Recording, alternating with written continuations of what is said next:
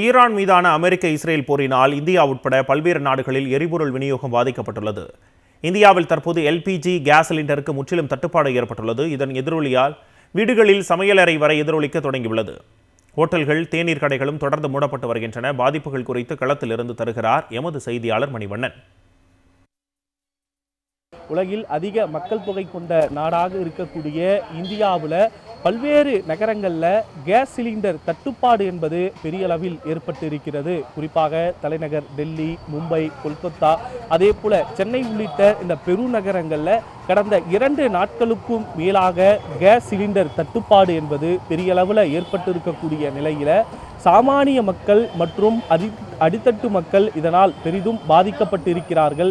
சென்னையில் பல்வேறு உணவகங்கள் மூடப்படக்கூடிய சூழல் என்பது உள்ளது. அது மட்டும் இல்லாமல் கேஸ் சிலிண்டர் சரியாக கிடைக்காத காரணத்தினால் அடுப்பை பயன்படுத்தி, அதாவது விறகை பயன்படுத்தி சமைக்கக்கூடிய சூழல் என்பது சென்னையில் மாறி வருகிறது.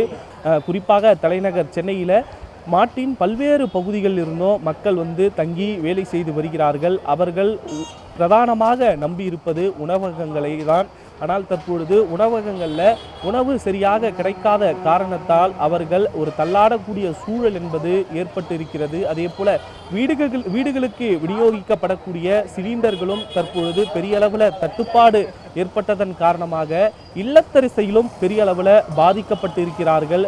தலைநகர் சென்னையில் மட்டும் 1 லட்சத்திற்கும் அதிகமான தேநீர் கடைகள் இருக்கிறது. இந்த தேநீர் கடைகளில் அதிகப்படியான தொழிலாளர்கள் இங்கு வேலை செய்கிறார்கள். அவர்களுக்கு கூலி எப்படி தருவது என்பது குறித்து நிற்கூடிய டீக்கடை உரிமையாளர்கள் பெரிய அளவில் கவலை தெரிவித்திருக்கிறார்கள்.